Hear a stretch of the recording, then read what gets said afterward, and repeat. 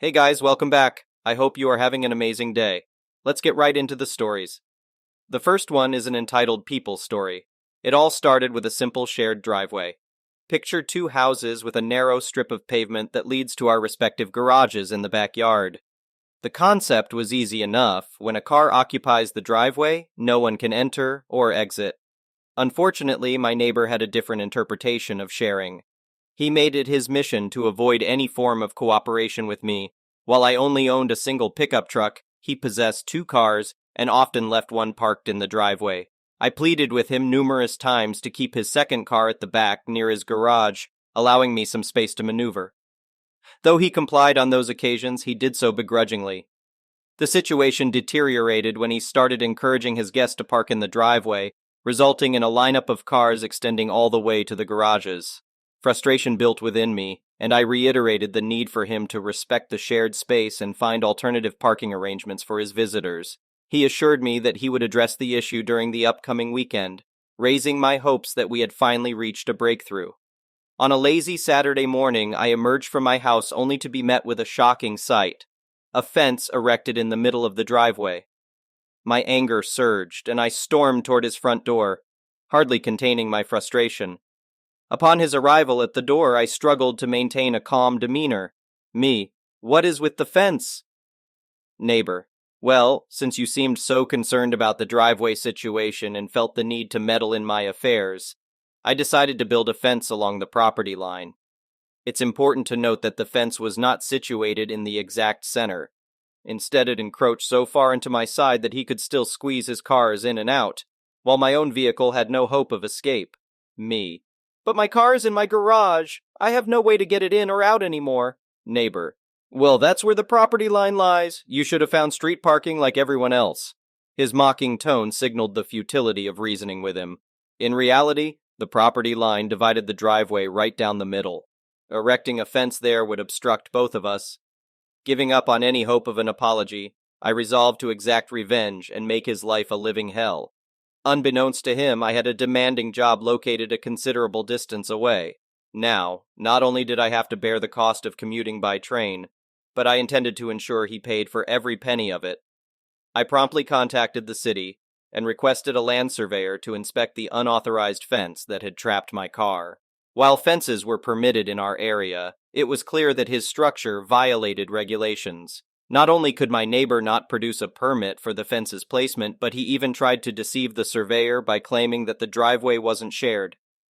He went so far as to fabricate ownership of both properties, asserting that I was merely a tenant.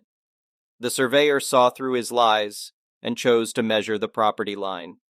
Surprisingly, it turned out that my initial assumption was incorrect. Around 80% of the driveway fell within the boundaries of my property.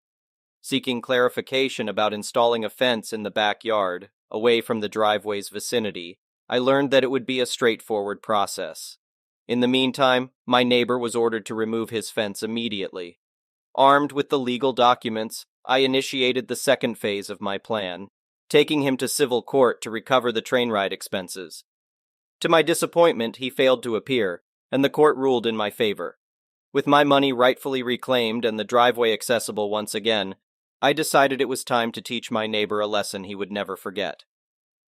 I obtained the necessary permits to build a fence and wasted no time in having it installed in my backyard, strategically positioned near his garage. As the fence started taking shape, my neighbor rushed out, his face turning a deep shade of red, and began hurling expletives at me. Neighbor: "What do you think you're doing? This is my garage." Me: "I'm building a fence on my side of the property. I have all the necessary permits and paperwork to prove it." Neighbor: "This is my half of the yard. I'll sue you for blocking me in." A wide grin spread across my face as I held up copies of the official documentation. Me: "Actually, I won't be directly blocking your driveway.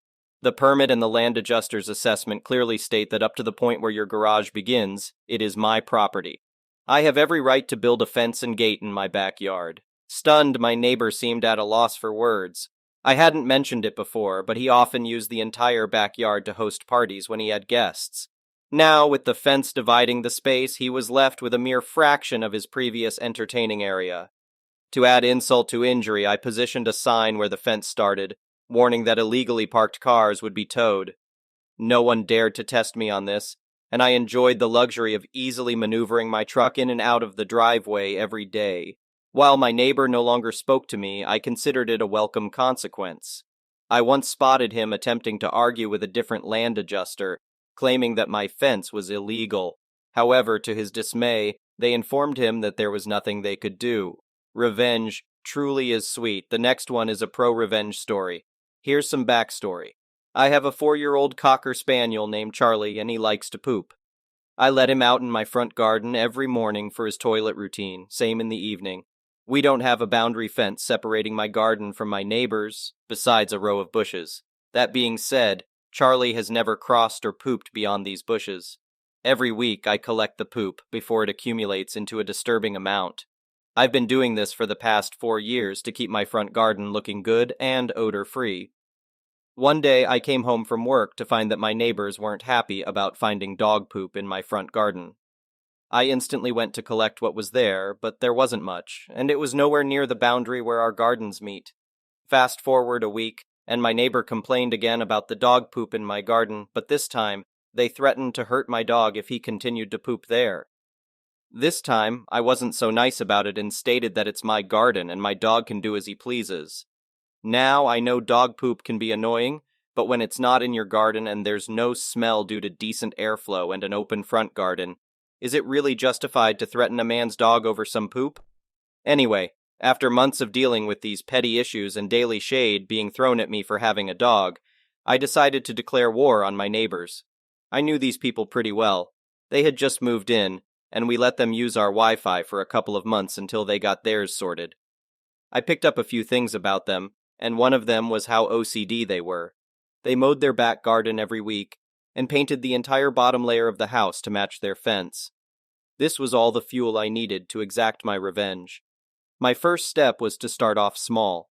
I knew they liked things to match, so I painted my fence gate bright pink instead of matching it with my fence. This was my first small victory. They hated it so much they begged me to correct the color, so I did. I figured if peace was an option, it was worthwhile. Then the animosity began again. I had to come up with something so evil and yet genius that couldn't be traced back to me. This is when I planted over 5,000 dandelion seeds in their front and back gardens. I knew I was in this for the long game. I did this under the cover of night and made sure to plant them in places not easily mowed. Fast forward 3 months and their garden was covered in weeds. They grew through all the paving slabs and were scattered all over the garden. It took them over 3 days to clear the weeds and cost them around 100 pounds for weed killer. The next one is a petty revenge story. I work as a bartender in a small cocktail bar for some time now, and I'm usually chill, but bullies can still push my buttons in a wrong way. Before starting, I may be in the wrong for doing this, but it is what it is. A week ago, a bunch of guys came for a few. They seemed like okay dudes, early 20s, but the group dynamic was kinda off, introducing the main antagonist. Obnoxious guy, too loud, snapping his fingers at me when ordering, don't snap fingers at bartenders' kids, we're not dogs. Punching his friends in the shoulders all the time. A sportier, really aggressive version of a David Spade character he was. Next to David Spade sat the victim of most of his playful teasings. Silently enduring his crap, I really felt sorry for this fellow. He wasn't a drinker, but he looked like he would rather be drinking distilled devil's piss than continue sitting next to this macho maniac. He was really uncomfortable. David continued to bug him to take a shot at least. Come on, one with me, don't be a pussy, you idiot. Until, after a whole night of persuasion, finally my dude waved the white flag. Okay, let's do one shot together, then leave me be. 2 of your most ducked up shots, Spade shouted, snapping his fingers, while I imagined snapping his neck. Oh, you'll get a ducked up shot, buddy. I made these 2 layered shots, but while looking almost the same, they were different.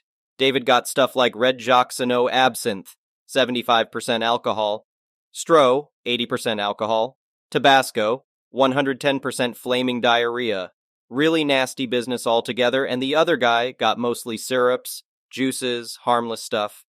They looked almost identical. Red absinthe can pass visually as cranberry juice, Stro as a syrup from brown sugar, Sambuca as anything colorless, etc.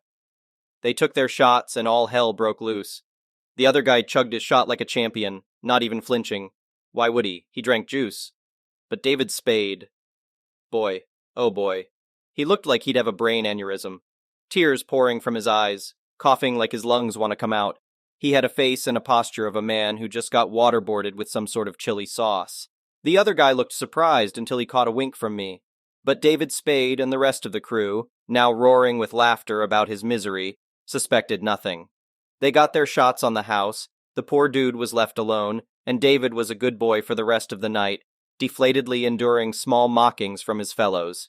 Now, I may have used my powers in a wrong way, but this is the first and only time I messed with customers' drinks, and I regret nothing. He was rude, aggressive even, to everyone around him. Duck you, sporty David Spade. The next one is an entitled People Story. Just found out why there were a bunch of flashing lights and loud sirens on the street behind mine last night, and I am gobsmacked.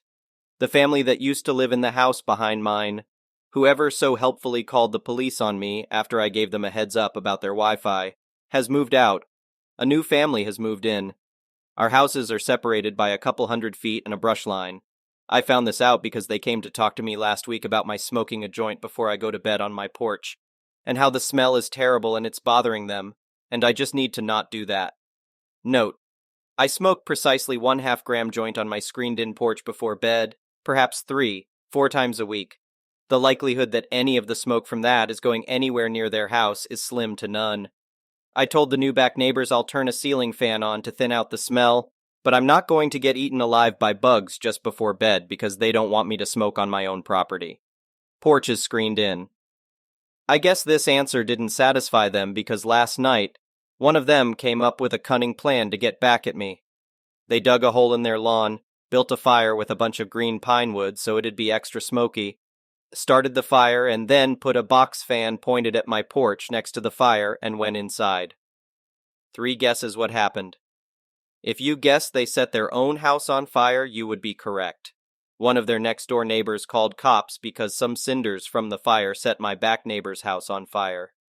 I have no idea how much the fire damaged the house, only that the people who lived there got arrested and given an impressive set of fines for negligence and a bunch of other things.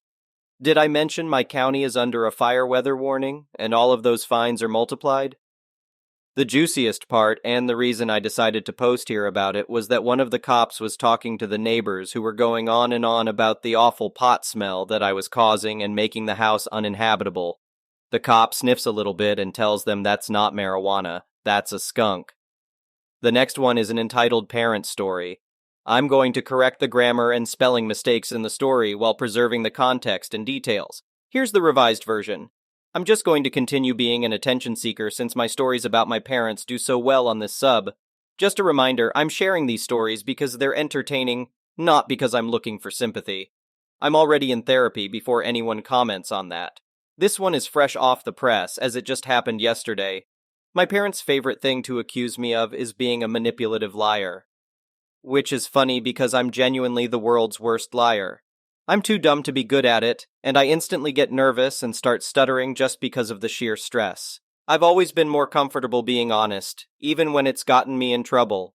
It gets me in trouble a lot with my parents because they really don't like to be told what they don't want to hear. Those of you who may have read the first post I made on this sub might remember my parents are, let's say, wary of modern medicine. They don't like mental health professionals of any kind.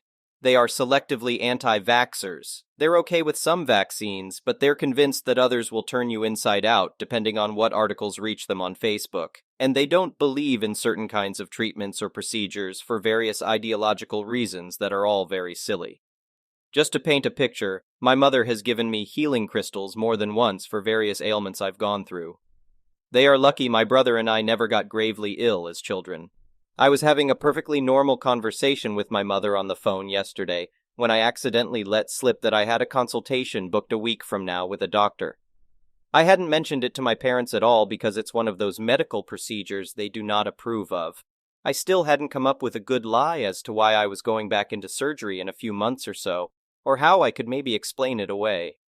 My mother, already ready to go off upon hearing this, asked me what for. I rolled a 1 on persuasion.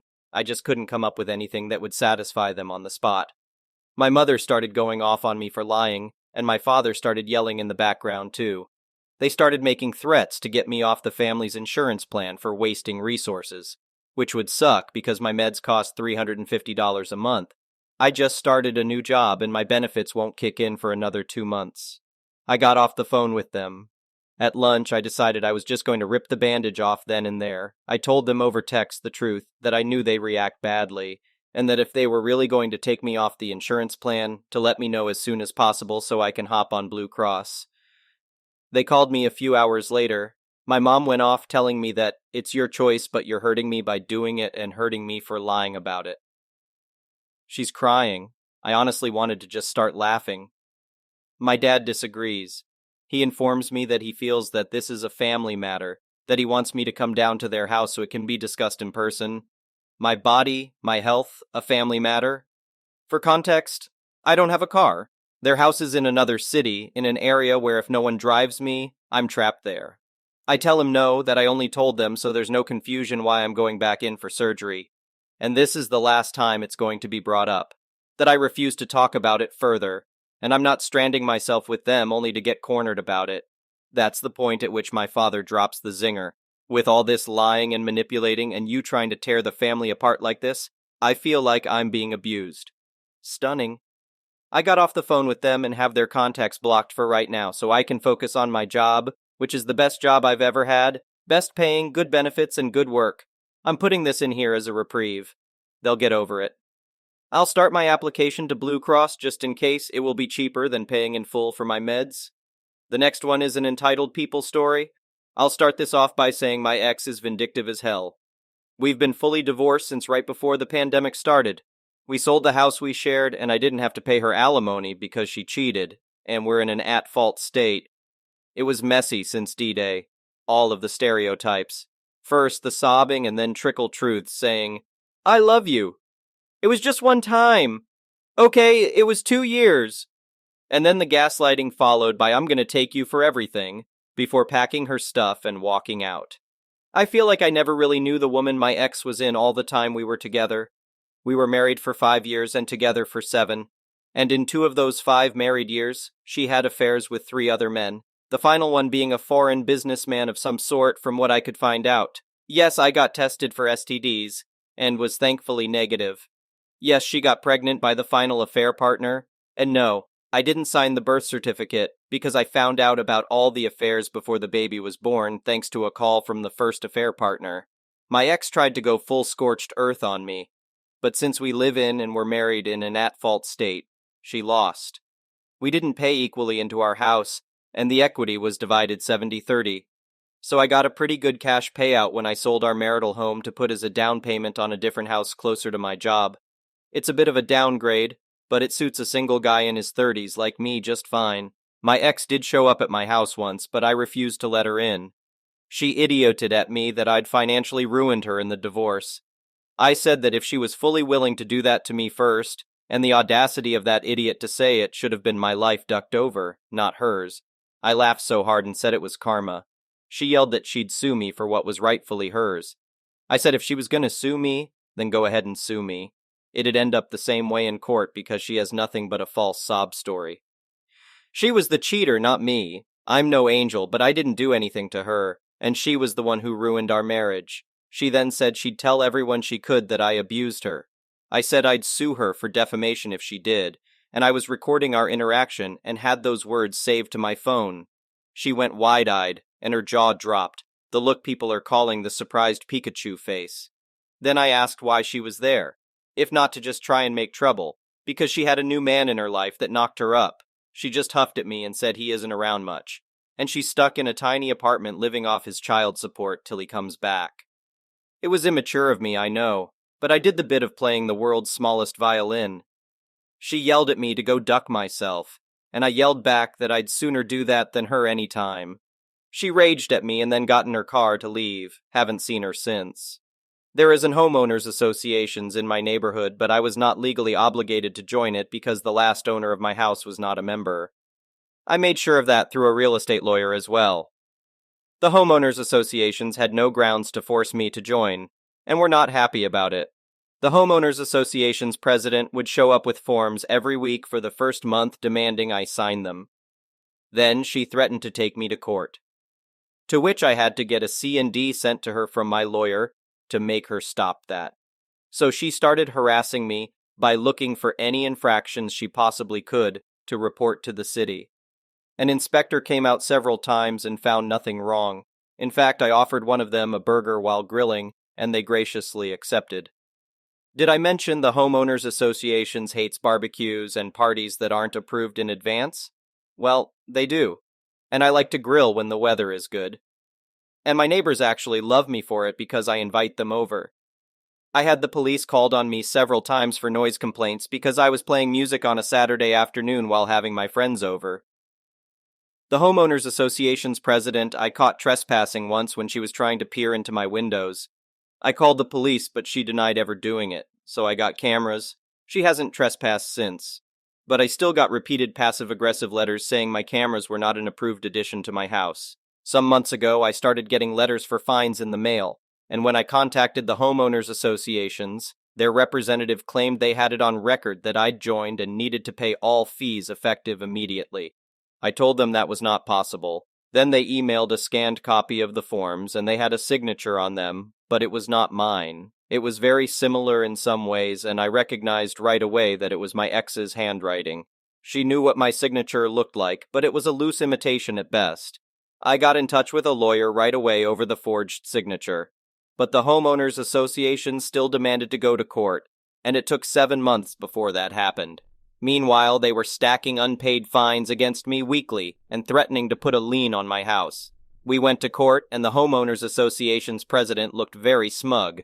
But my lawyer pointed out how the signature wasn't the same as mine and was very inconsistent in the various forms. I'd never allowed the homeowners association's president into my house, and I'd never requested the forms. The idiot homeowners association's president actually slammed her palm on the table and said it was still binding, but when pressed where the fraudulent signature came from, she admitted my ex-wife called the homeowners associations, and they sent her the forms, then got them back in the mail signed. But then she actually claimed she thought I'd signed them. The judge looked at her and asked if she was serious. She confirmed she was. The judge then asked how a woman I was no longer married to, that had never even lived with me in my current residence, was supposed to have any bearing on whether or not I joined her homeowners associations. She went quiet, and I could see the "oh crap" look on her face as the hamster wheels were turning and she seemed to finally mentally put the pieces together. My lawyer then counterclaimed that what the homeowners associations did was blatant fraud and legal actions must be taken. And they were. I countersued the homeowners associations for the emotional distress of the harassment I'd received since moving in, which I had lots of proof of. That won me about 10 grand after lawyer fees that I decided to put towards my mortgage. The homeowners association's president was removed from her position. I like to think she was kicking and screaming. She was also slapped with a hefty fine. I've seen her outside a few times, and she always looks at me like I am the devil. The homeowners associations itself had to pay all of my legal fees, too. I wanted to go after my ex for forging my signature, but I can't because not long after she forged my signature on those forms, she apparently left the country to be with her third affair partner. She's somewhere in Europe from what I can see of the final posts on her Facebook before she disappeared. So I can't do anything against her unless she ever returns to the US. So that was a wash. I'm not getting letters from the homeowners associations anymore, though, and the new president has promised to keep things completely cordial from now on. I still don't feel like I got much of a win in this, though. Other than the $10K payout, it all felt like a huge waste of time. Thank you for watching. I would really appreciate it if you could like the video and subscribe to our channel if you haven't already. We'll see you again tomorrow.